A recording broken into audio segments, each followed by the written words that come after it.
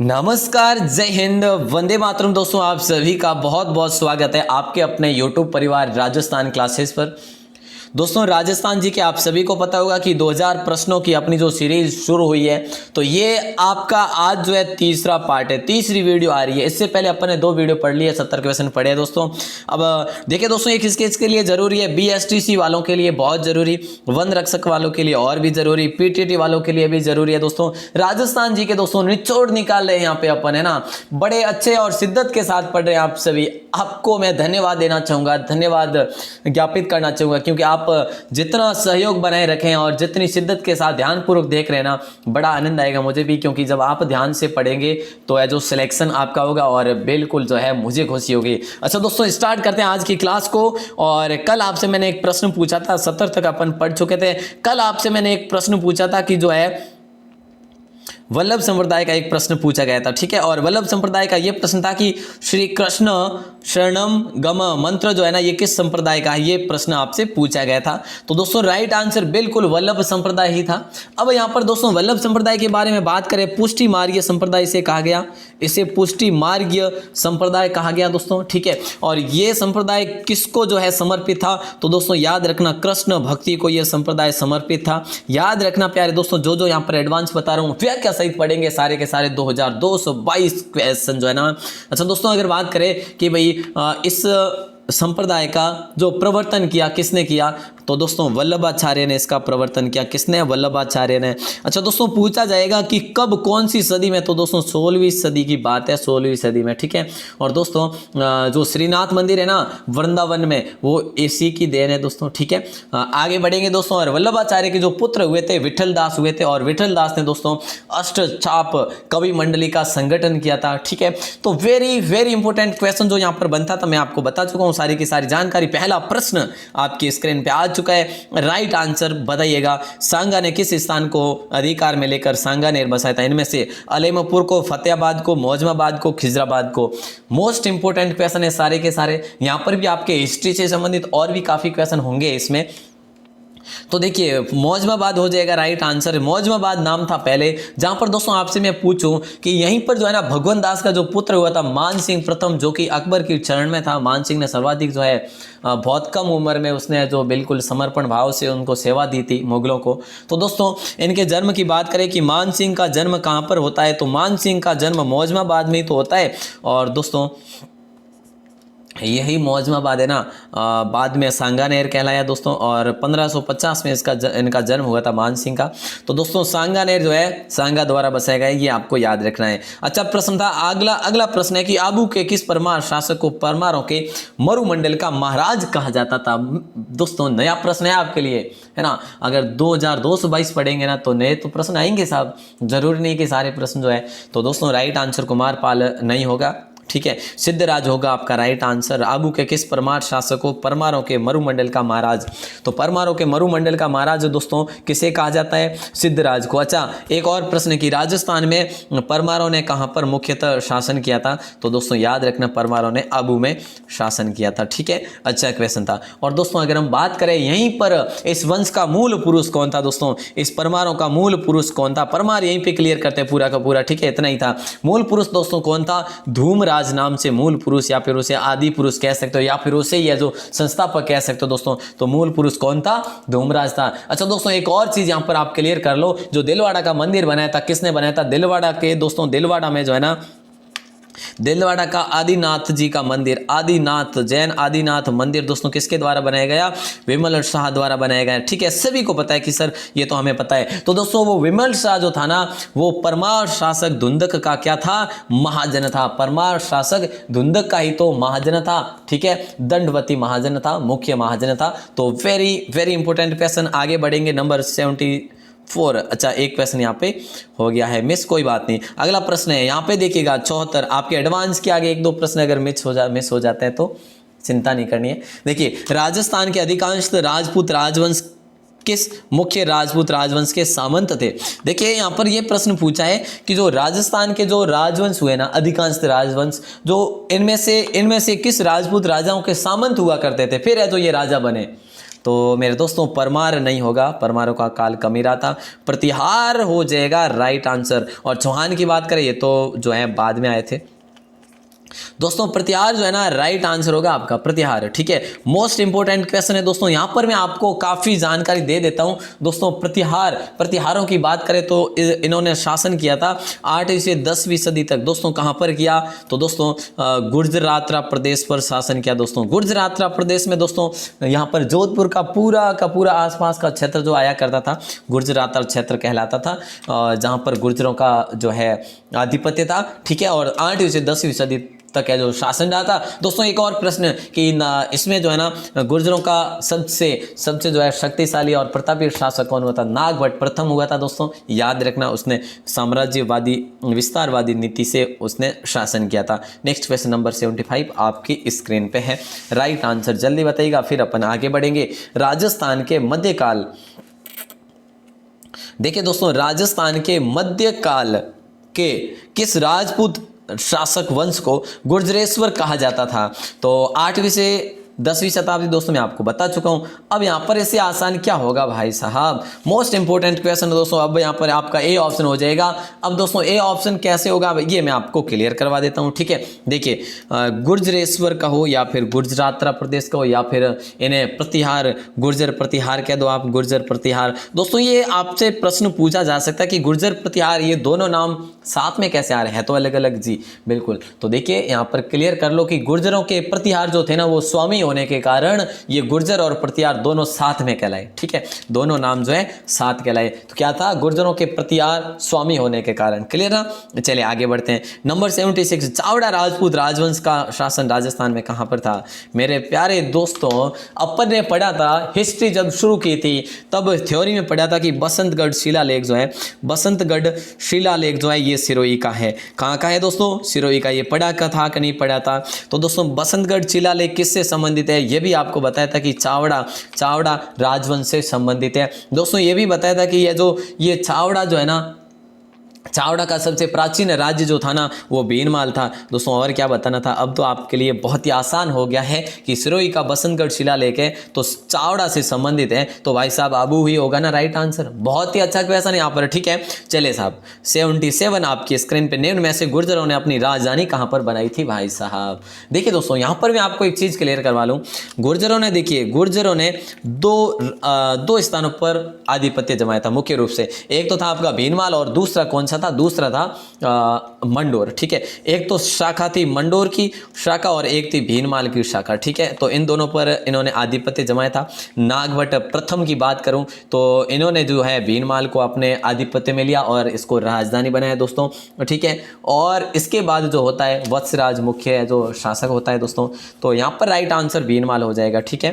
Clear सा, अच्छा question था। और दोस्तों यहाँ पर एक और प्रश्न बनता है कि मंदिर स्थापत्य कला की जो प्रमुख शैली है ना, प्रमुख शैली जो है ना इन्हीं गुर्जरों के गुर्जर प्रतिहार कालीन कहा जाता है ना ये शैली, तो इन्हीं के नाम पर है जो दी गई है। नंबर 78 राजस्थान में प्राचीन नाम से हय प्रदेश जो था वो कौन सा था? दोस्तों ये भी मैं आपको करवा चुका हूँ। राजस्थान में प्राचीन नाम से जो हय प्रदेश था, हय नाम से प्रदेश था दोस्तों, प्राचीन नाम था इसका। तो राइट आंसर की बात करें दोस्तों अलवर और भरतपुर क्षेत्र को कहा गया, या फिर जो है दोस्तों इसको तो दोस्तों मेवात कहा जाता है, ठीक है, अलवर भरतपुर। तो दोस्तों यहाँ पर जो है देखिए कोटा बूंदी होगा, या फिर गंगानगर हनुमानगढ़ होगा, या फिर जो है दोस्तों झालावाड़ बांसवाड़ा होगा। मोस्ट इंपोर्टेंट क्वेश्चन है दोस्तों। अब यहाँ पर लॉक करने जैसी बात है क्योंकि बहुत ही अच्छा प्रश्न है, ठीक है। अच्छा बहुत बढ़िया दोस्तों। देखिए हनुमानगढ़ की बात करें तो हनुमानगढ़ तो सुंगेर कहा जाता था, ठीक है। और दोस्तों गंगानगर और हनुमानगढ़ दोनों की बात करें तो इसको तो नाली क्षेत्र कहा जाता था या फिर योधे प्रदेश कहा जाता था। तो राजस्थान में यह प्रदेश कोटा बूंदी और बारा को कहा जाता था प्यारे दोस्तों, और इसे हाड़ौती प्रदेश भी कहा गया। उसके बाद उसका नाम चेंज होकर हाड़ौती प्रदेश कहलाया दोस्तों। तो वेरी वेरी इंपॉर्टेंट क्वेश्चन था। अगला प्रश्न आपकी स्क्रीन पे 79 राजस्थान में रामदेवरा का प्राचीन नाम क्या था दोस्तों? ऐसे प्रश्न बन सकते हैं भाई साहब। ठीक है। तो देखिए यहाँ पर आपसे माड़ प्रदेश भी दे रखा है आपको, ठीक है, माड़ प्रदेश भी दे रखा है दोस्तों। देखिए यहाँ पर आपको और भी नाम दे सकते हैं, जैसे कि जैसलमेर के वल भी दे सकता है, ठीक है, दुग्गल भी दे सकता है। तो दोस्तों इससे आपको कंफ्यूज नहीं होना है। रूनेचा जो है राजस्थान में रामदेवरा का प्राचीन नाम रूनेचा दोस्तों। अब ये रामदेवरा कहाँ पर है दोस्तों, ये जैसलमेर में पड़ता है, सभी को पता है। यहाँ पर बाबा रामदेव जी का समाधि स्थल है दोस्तों। विशाल सांप्रदायिक सद्भावना का मेला भरता है यहाँ पे। कब भरता है तो दोस्तों भाद्रपद शुक्ला दशमी को यहाँ पर भरता है। किनको नहीं पता साहब, यहाँ पर तो ये रट के रट लिया अपन ने। Next question, very very important question है। राजस्थान में मत्स्य महाजनपद की राजधानी थी दोस्तों। देखिए महाजनपद कुल कितने थे, महाजनपद कुल कितने थे प्यारे दोस्तों, 16 थे। 16 में से एक आपका था विराट नगरी कह दो या फिर बैराठ कह दो दोस्तों, तो ये थी, ठीक है साहब। अब आपसे पूछा जा रहा है कि राजधानी जो थी उसका उत्खनन किया गया किसके द्वारा किया गया, सर्वप्रथम उत्खनन, ये आपसे पूछा जा रहा है दोस्तों। आप बताइएगा उत्खनन। मैं आपको बता देता हूं कि 1937 में 37 के अंतर्गत इसका उत्खनन हुआ, याद रखना। और दोस्तों यहाँ पर उत्खनन हुआ ना विराट नगरी में, बैराठ में, तो 3 पहाड़ियों पर हुआ। मोस्ट है पहाड़ियाँ, जो कि बीजक की पहाड़ी दोस्तों, बीजक की पहाड़ी कहो या फिर डूंगरी कहो, ठीक है। एक भीम जी की डूंगरी कहो या फिर पहाड़ी, भीम जी की डूंगरी कह दो या फिर पहाड़ी कह दो। और एक दोस्तों यहाँ पर आती है, नाम नहीं आ रहा, महादेव डूंगरी, ठीक है, महादेव डूंगरी। तो दोस्तों इन तीनों पर यहाँ पर है जो बिल्कुल खुदाई हुई, बौद्धकालीन अशोककालीन यहाँ पर जो दोस्तों मिले अवशेष मिले मंदिरों वगैरह के। तो यहाँ पर राइट आंसर दयाराम शाहनी हो जाएगा। 1937 में जो है उत्खनन किया गया। क्लियर ना? चलिए बहुत बढ़िया। 81 क्वेश्चन आपकी स्क्रीन पे दोस्तों। देखिए 81 में शानदार प्रश्न पूछा गया और आपके लिए नया प्रश्न है, बोल देता हूं नया प्रश्न है, जरूर नया है। राजस्थान में महिषासुर मर्दिनी की प्राचीनतम मृण मूर्ति किस स्थान से प्राप्त हुई दोस्तों, मिट्टी से बनी? तो राइट आंसर कालीबंगा होगा या गागरोन होगा, रेड होगा या नैनवा होगा। देखिए दोस्तों रेड कहाँ पर है, प्राचीन भारत का टाटा नगर। ये प्राचीन भारत का टाटा नगर भाई साहब टोंक में है, सभी को पता है दोस्तों। गागरोन झालावाड़ में है प्यारे दोस्तों, और कालीबंगा तो आपका हनुमानगढ़ में है ना। तो यहाँ पर दोस्तों राइट आंसर क्या हो जाएगा, नैनवा। अच्छा नैनवा की बात करें कि ये नैनवा कहाँ पर है, तो दोस्तों नैनवा बूंदी में। यहाँ पर क्या हुआ, महिषासुर मर्दिनी की यहाँ पर क्या मिली, मृण मूर्ति प्राचीनतम मिली है। और दोस्तों नैनवा आज जो है ना बूंदी की माना जाता है सबसे बड़ी तहसील है और ये नगर पालिका भी है। नेक्स्ट क्वेश्चन आपकी स्क्रीन पे नंबर 82, जल्दी बताइएगा जल्दी बताइएगा। बहुत ही आसान सा प्रश्न है, आपको यहाँ पर मैं आपको एडवांस जानकारी दूंगा, नई जानकारी देने वाला हूँ। राजस्थान में राज्य में त्रिपुर सुंदरी का जो मंदिर है दोस्तों ये एकमात्र है, ठीक है साहब, एकमात्र है। अब आपने पढ़ा सर ये त्रिपुर सुंदरी का मंदिर जो है बांसवाड़ा में है, ठीक है साहब। अब बांसवाड़ा में कहाँ पर है दोस्तों, तो देख लीजिएगा उमराई गांव में है। कहाँ पर है, उमराई की पहाड़ियों में स्थित है दोस्तों। और उमराई की पहाड़ियाँ ये कहाँ पर है, किसके लगभग, तलवाड़ा से लगभग 5 किलोमीटर दूर पड़ती है दोस्तों, ठीक है साहब। दोस्तों यहाँ पे ये तलवाड़ा है, एक तिलवाड़ा कहाँ पर है दोस्तों, सभी को पता होना चाहिए। तलवाड़ा जो है ना, ये तलवाड़ा जो है बांसवाड़ा, और तिलवाड़ा जो है ना, तिलवाड़ा दोस्तों जो है आपका बाड़मेर में। तो यहाँ पर जो है देखिए, हाँ तो उमराई में है दोस्तों। और देखिए यहाँ पर ये जो नाम पड़ा त्रिपुर सुंदरी, माना जाता है, कहा जाता है कि यहाँ पर 3 किले हुआ करते थे प्राचीन काल में। एक नाम था शक्तिपुरी, ठीक है, और एक नाम था शिवपुरी और एक नाम था विष्णुपुरी, ठीक है। तो इन 3 जो किले थे, किलों के नाम पर जो है ये त्रिपुर, मतलब कि 3 किले थे और त्रिपुर सुंदरी इनका नाम कहलाया दोस्तों, ऐसा माना जाता है। तो जो कि आपके लिए जानकारी के लिए मैं आपको दे रहा हूं, आप याद भी कर सकते हैं आसानी से। नंबर 83 आपकी स्क्रीन पे देखिए जरा, किस स्थान पर नेहर खान की मीनार है दोस्तों। कितना शानदार प्रश्न है, किस स्थान पर नेहर खान की मीनार है? तो राइट आंसर तो बहुत आसान है, मैं आपको कई बार बता चुका हूं नेहर खान की मीनार दोस्तों, कई बार बता चुका हूं। तो राइट आंसर सभी का हो जाएगा, कोटा हो जाएगा सर ये तो नेहर खान की मीनार, ठीक है, बहुत बढ़िया। नंबर 84 आपकी स्क्रीन पे आया है और आपको सम्मान पूर्वक उत्तर देना है दोस्तों। देखिए 84 संस्कृत भाषा में रचित राजस्थान का प्रख्यात, देखिए सर ये तो कल आपने पूछा नहीं था क्या?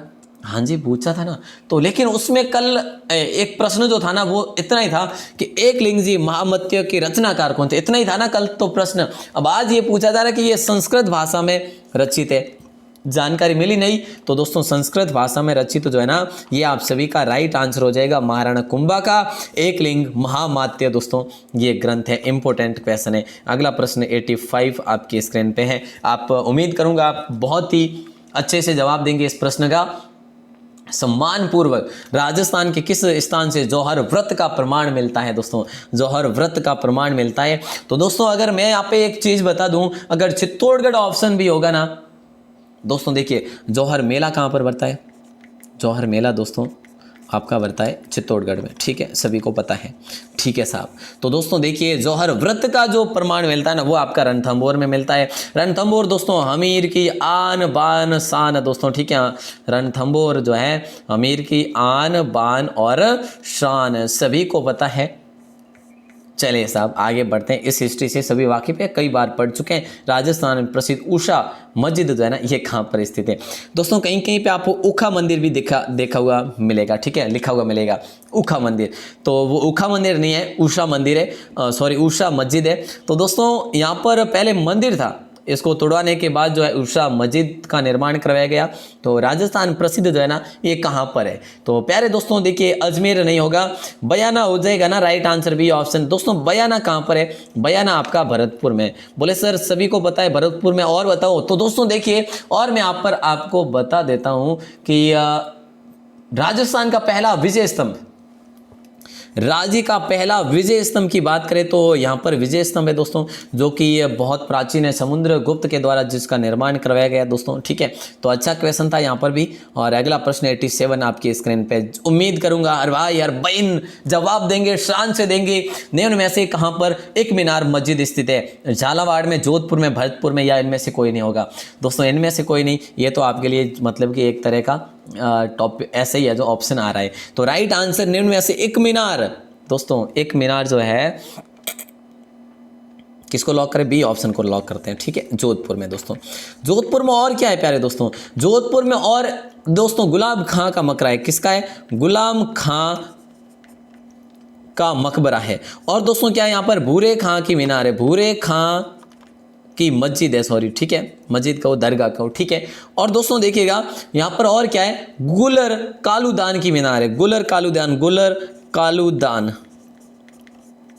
और सूरी मस्जिद भी है यहाँ पे दोस्तों, सूरी दरगाह। तो दोस्तों ध्यान रखना, इंपॉर्टेंट क्वेश्चन है। और दोस्तों आपको याद हो तो एक थंबा महल जो है वो भी यहाँ पर है, ठीक है। अगला प्रश्न आपकी स्क्रीन पे है और जल्दी आंसर बताइएगा। राजस्थान का प्रसिद्ध जो है संद्र महल कहाँ पर स्थित है? बोले सर ये प्रश्न तो है ना, अगर ऑप्शन दोस्तों दो दे दिए होते ना कि एक तो जयपुर हो गया, एक जोधपुर हो गया, चलो ये तो है, एक जयपुर हो गया, एक उदयपुर ऑप्शन दे दिया होता, तो भी दोस्तों आप क्या करते हैं कि प्रसिद्ध संद्र महल की आपको पूछा जा रहा है, तो दोस्तों जयपुर होगा वहाँ पर। क्यों? देखिए सिटी पैलेस तो नाम है दोस्तों, देखिए सिटी पैलेस किसका नाम है? संद्र महल का नाम भी सिटी पैलेस है, ठीक है, और सिटी पैलेस है दोस्तों, ठीक है। वैसे ही बात करें ना कि सिटी पैलेस को संद्र महल कहा जाता है, तो दोस्तों एक सिटी पैलेस उदयपुर में भी है, सिटी पैलेस। इसका दूसरा नाम क्या है दोस्तों? कोई बता पाएंगे क्या इसका दूसरा नाम क्या है? जरूर बताइएगा जिनको याद है। तो संद्र महल, सिटी पैलेस दोस्तों ये कहाँ पर? ये जयपुर में, याद रखना, इंपॉर्टेंट क्वेश्चन है दोस्तों, ठीक है। और सिटी पैलेस जो उदयपुर में ये अलग है, ठीक है, ये संद्र महल नहीं है। अगला प्रश्न 89 आपकी स्क्रीन पे, बहुत ही आसान प्रश्न है। राजस्थान के किस क्रांतिकारी ने लॉर्ड हार्डिंग पर जो है बम फेंका था? दोस्तों पूछा जाएगा आपको कि भाई ये बम जो है कब फेंका गया था? तो दोस्तों याद रखना 23 दिसंबर को फेंका गया था। याद रखना प्यारे दोस्तों, 23 दिसंबर 1912 में ये बम फेंका गया था। क्लियर? और दोस्तों रास बिहारी बोस की ये पूरी की पूरी क्या थी? योजना थी। और इस योजना को मूर्त रूप देने के लिए जोरावर सिंह और प्रताप सिंह को है जो क्या क्या गया था, मतलब कि जिम्मेदारी सौंपी गई थी। तो दोस्तों ये बम कहाँ पे फेंका गया था? दिल्ली के चांदनी चौक पर फेंका गया था, ठीक है। तो जोरावर सिंह बारठ हो जाएगा। बहुत ही आसान सा प्रश्न है दोस्तों, बहुत अच्छा प्रश्न है दोस्तों। गोकुल भाई भट्ट को किसका क्या कहा जाता है? सभी को पता है ना। और दोस्तों सागरमल गोपा जो कि है जैसलमेर के प्रसिद्ध क्रांतिकारी हुए थे एकमात्र। अगला प्रश्न नंबर 90। और दोस्तों 90 नंबर में ये प्रश्न पूछा जा रहा है आपसे, ध्यान देंगे ना। तो कछवाहा वंश के किस शासक ने ब्रिटिश ईस्ट इंडिया कंपनी से संधि की थी? कौन सा? कछवाहा वंश। कछवाहा वंश कहाँ का था दोस्तों? जयपुर का था। या फिर आप मान सकते हैं आमेर के हुए थे। अच्छा तो यहाँ पर जो है देखिएगा राइट आंसर क्या होगा? जगत सिंह या फिर राज सिंह या फिर प्रताप सिंह या सवाई जय सिंह। दोस्तों आगे सभी के सवाई लगा दीजिएगा, ठीक है, तो राइट आंसर दोस्तों आप सभी को पता होना चाहिए। मैं आपको एक उपनाम दे देता हूं, जयपुर का बदनाम शासक किसे कहा जाता है, तो जगत सिंह को कहा जाता है। और हम यहीं पर इसी जगत सिंह को लॉक करेंगे दोस्तों, यहाँ पर जगत सिंह को लॉक करेंगे। मोस्ट इंपोर्टेंट क्वेश्चन है दोस्तों, ठीक है। और दोस्तों जगत सिंह और जो है आपको पता हो तो मान सिंह, दोनों के मध्य युद्ध हुआ था, गिंगोली का युद्ध दोस्तों, कृष्ण कुमारी विवाद को लेकर ये इसी जगत सिंह से हुआ था। अगला प्रश्न नंबर 91, देखिए अकबर का सेनापति जिसने बंगाल, उड़ीसा और बिहार में अफगानों के विरोध को दबाया था, विद्रोह को दबाया था, मतलब कि वहां पर जो है विद्रोह को दबाया, वहां से जीत कराया था दोस्तों। और यही जो है ना केदार से दोस्तों बंगाल के जो केदार था, राजा केदार से जो है पता हो तो शीला माता की जो मूर्ति लेकर आए थे, ठीक है ना। तो यही मान सिंह था दोस्तों, अकबर का वह सेनापति जिसने बंगाल, उड़ीसा और बिहार में अफगानों के विद्रोह को दबाया था। तो मान सिंह, वही मान सिंह दोस्तों अकबर के सामने लड़ने गया था हल्दी घाटी युद्ध में। और दोस्तों यही मान सिंह दोस्तों 1587 में इसे अकबर ने बिहार का सूबेदार घोषित किया था। कहाँ का? बिहार का सूबेदार बनाया था दोस्तों। और आपसे पूछा जाए कि भाई बंगाल का सूबेदार कब बनाया? 1592 में बंगाल का सूबेदार बनाया दोस्तों इसे, ठीक है। तो इंपॉर्टेंट क्वेश्चन है, जो भी जानकारी थी मैं आपको यहाँ पर बता चुका हूँ। नंबर 92 आपकी स्क्रीन पे। बोले सर भरतपुर के दुर्ग का निर्माण तो हमें पता है, बहुत आसान प्रश्न है। हाँ साहब बिल्कुल, लेकिन आपसे एक और प्रश्न पूछा जाएगा कि इसका निर्माण तो सभी को पता है कि भाई करवाया था किसी ने, ठीक है, किसने करवाया था आप सभी बता देंगे, लेकिन निर्माण 1733 से 1741 तक दोस्तों चला था, ठीक है, ये चीज याद रखना है ना। और दोस्तों अगर बात करें कि जो सूरजमल थे ना, सूरजमल वीर गति को प्राप्त कहाँ हुए थे, उनको वीर गति कहाँ मिली थी, तो दोस्तों याद रखना 1763 की बात है, ठीक है। 1763 में नजीब खान रोहिला के विरुद्ध लड़ रहे थे और उनको वीर गति प्राप्त हो गई थी। तो दोस्तों सूरजमल और जाटों का अफलातून कहा जाता है इन्हें, प्लेटो भी कहा जाता है दोस्तों, याद रखना इंपॉर्टेंट क्वेश्चन था। और डी के महलों का निर्माण कंप्लीट भी इन्हीं के द्वारा करवाया गया था। नेक्स्ट क्वेश्चन आपकी स्क्रीन पे है। और दोस्तों डी को जल महलों की नगरी कहा जाता है। चलिए आगे बढ़ें और अगला प्रश्न है कि पृथ्वीराज विजय नामक संस्कृत साहित्य के रचनाकार कौन थे। भाई साहब यहाँ पर एक चीज तो क्लियर कर लो कि पृथ्वीराज विजय जो थी ना वो संस्कृत भाषा में रचित हुई थी। क्लियर, यहाँ पर प्रश्न एक तो ये क्लियर हो जाता है। दूसरा प्रश्न है कि ये किसके द्वारा, चंद्रशेखर के द्वारा, संत बरदाई के द्वारा, जयानक के द्वारा, नयन चंद्र सूरी के द्वारा। ये नयन चंद्र चयन नहीं है, तो दोस्तों जयानक हो जाएगा राइट आंसर, ठीक है, जयानक ही होगा। संत बरदाई तो दोस्तों पृथ्वीराज रासो लिखी थी, ठीक है। नेक्स्ट क्वेश्चन देखेंगे दोस्तों, और अगला प्रश्न आपकी स्क्रीन पे दे देता हूं। राजस्थान में राजा बख्तावर सिंह की छतरी कहां पर स्थित है। भाई साहब प्रश्न आपने पढ़ा होगा कि सर मूसी महारानी की छतरी तो पढ़ा, मूसी महारानी की छतरी तो पड़ा है, ये कहाँ पर है दोस्तों, ये हर एग्जाम में प्रश्न बनता है कि विनय सिंह ने इसका निर्माण करवाया था। विनय सिंह कहाँ के थे? ये अलवर के थे दोस्तों, ठीक है। और दोस्तों विनय सिंह की तरह जो है बख्तावर सिंह भी थे, राजा थे यहाँ के, तो इनकी छतरी है जो अलवर में बनी हुई है। आसान सा प्रश्न था। अगला प्रश्न 95 आपकी स्क्रीन पे है। प्राचीन काल में सत्यपुर किस स्थान का नाम था। दोस्तों कितना आसान प्रश्न, मैं कई बार इसको बता चुका हूँ आपको कि ये जो क्षेत्र है ना दोस्तों ये जालोर में है। और आधुनिक काल में से हम आज के दिन क्या कहते हैं कि 5 नदियों के कारण इसे राजस्थान का पंजाब कहा जाता है। तो दोस्तों प्रश्न बन सकता है कि राजस्थान का पंजाब किसे कहा जाता है, तो सांचौर को कहा जाता है दोस्तों। यहाँ पर सत्यपुर भी है जो इसी का पुराना नाम था। महत्वपूर्ण प्रश्न है। और दोस्तों जालोर का दोस्तों जाबालीपुर प्राचीन नाम था, ठीक है। और क्या, और जालहुर दोस्तों याद रखना, जालहुर भी इसका प्राचीन नाम था, जाबालीपुर, जालहुर। और स्वर्णगिरी पर्वत के किनारे जो है ये है जो नगर बसा हुआ है। मोस्ट इंपोर्टेंट क्वेश्चन था। अगला प्रश्न, राजस्थान की किस रियासत में राठौड़ों का शासन नहीं था। भाई साहब कितना शानदार प्रश्न है। देखिए यहाँ पर मैं बता दूं आपको दोस्तों, किशन सिंह ने यहाँ पर स्थापना की थी, मोटा राजा उदय सिंह के पुत्र ने, ठीक है, किशन सिंह ने। यहाँ पर दोस्तों बीकानेर में बीका ने स्थापना की। कल अपन ने पढ़ा था 1465 में राठौड़ वंश की स्थापना की। जोधपुर में दोस्तों राव सिया यहाँ के आदि पुरुष माने जाते हैं, ठीक है। और जो जोधपुर नगर की स्थापना की बात करें तो दोस्तों नगर की स्थापना जोधा ने की थी। तो यहाँ पर राइट आंसर ये कर लेना कि झालावाड़ में दोस्तों झालावंशी ये रियासत थी, न कि जो राठौड़ों की झालावंशी रियासत थी। तो इंपॉर्टेंट क्वेश्चन है दोस्तों, याद रखना। अगला प्रश्न नंबर 97, ये पूछा जा रहा है 1948 में मत्स्य संघ की जो राजधानी थी वो क्या थी। तो दोस्तों कितना अच्छा क्वेश्चन है। अब यहाँ पर मैं एक चीज क्लियर कर लूँ आपसे कि उद्घाटन जो हुआ था इसका, उद्घाटन हुआ था दोस्तों 18 मार्च ये पहला चरण था दोस्तों राजस्थान के एकीकरण का, पता हो सभी को, ठीक है, 1948 18 मार्च 1948, ठीक है दोस्तों। किसकी सिफारिश पर ये मत्स्य नाम दिया गया? तो दोस्तों के.एम. मुंशी, किसकी सिफारिश पर?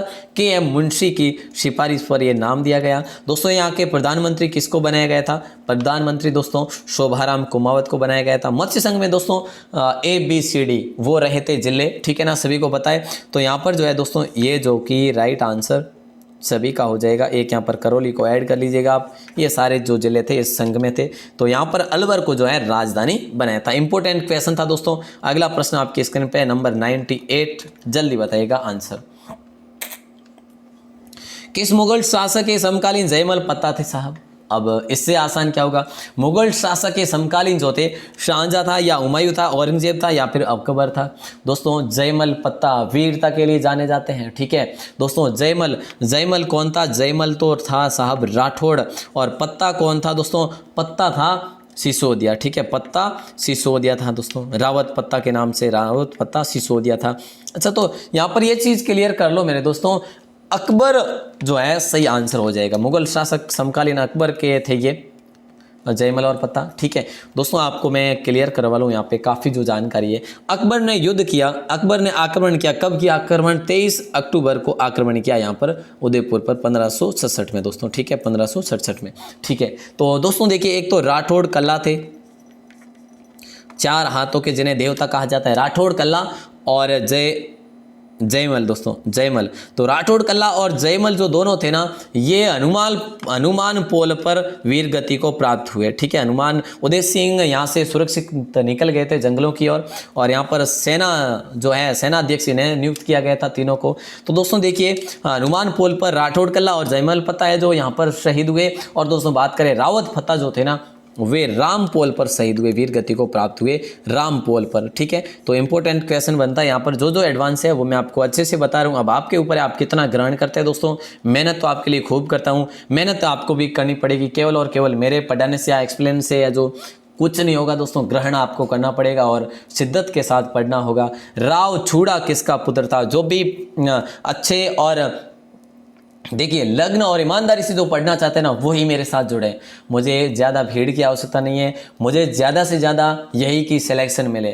BSTC और PTT में अपार सिलेक्शन मिला। सभी को बहुत बहुत शुभकामनाएं। आपने पढ़ा शिद्दत के साथ तभी मिला, वैसे नहीं मिलता है ना। तो इसी प्रकार यहाँ पर भी शिद्दत के साथ और ईमानदारी से पढ़िएगा, बहुत जल्दी जो है मंजिल आपके कदमों में होगी। राणा लाखा, राव छूड़ा किसका पुत्र था? सभी को पता है कि सर ये तो लक्ष्य सिंह का पुत्र था। किसका? राणा लाखा का पुत्र था। राणा लाखा के शासनकाल की बात करें तो 1382 से 1421 तक इसका शासन रहा था। और दोस्तों इसका पुत्र जो था छूड़ा, ये इसे मेवाड़ का भीष्म पितामह कहा जाता है या फिर जो है अपना राजस्थान का भीष्म कहा जाता है दोस्तों, ठीक है ना। तो ये इंपॉर्टेंट क्वेश्चन बनता है। और दोस्तों लक्ष्य सिंह के काल में तो जावर में चांदी की खाने की खोज हुई थी ना, हाँ तो बिल्कुल है, जो अच्छा क्वेश्चन था। लास्ट क्वेश्चन 100 नंबर, सावंड की चित्रकला किस शासक के शासनकाल में विकसित हुई थी दोस्तों, ये आपको बताना है दोस्तों। देखिए ये महत्वपूर्ण प्रश्न है। और दूसरी बात करूं आपसे कि नया प्रश्न है, ठीक है, नया प्रश्न है, बहुत कम जगह आपको देखने को मिलेगा। चावंड शैली की चित्रकला किस शासक के शासनकाल में विकसित हुई? तो राणा अमर सिंह, हमीर राणा, राणा प्रताप और राणा सांगा। तो चावंड की बात करें दोस्तों, तो शुरुआत तो अगर बात करें ना, विकसित तो यहाँ पर हो गई थी राणा प्रताप के टाइम, और अच्छी जो हुई वो अमर सिंह के टाइम हुई, ठीक है। अच्छा जो विकास हुआ वो इसके टाइम हुआ, इनके टाइम हुआ। तो दोस्तों ये तो आपके थे आज के 100 प्रश्न, ठीक है। और उम्मीद करूंगा दोस्तों इम्पोर्टेंट जो है ये क्वेश्चन आप अच्छे से और ध्यान से पढ़ रहे हैं। इसी आशा के साथ क्लास अच्छी लगी, कमेंट सेक्शन में बाहर आके कमेंट जरूर बताइएगा। कमेंट करके दोस्तों शेयर किया करो, है ना। 3 क्लास आती है आपके लिए, एक सुबह क्लास आती है,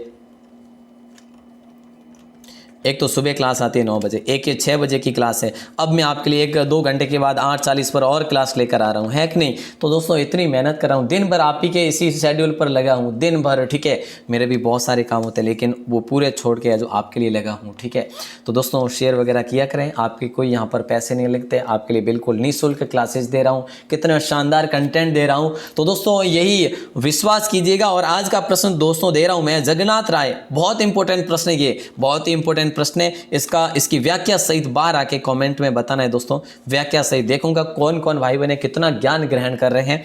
तो जगन्नाथ राय विष्णु का पंचायतन मंदिर जो है किसने बनाया था, ठीक है। तो इसकी राइट आंसर की बात करें तो आप सभी बता देंगे कि इसका निर्माण इनके द्वारा करवाया गया।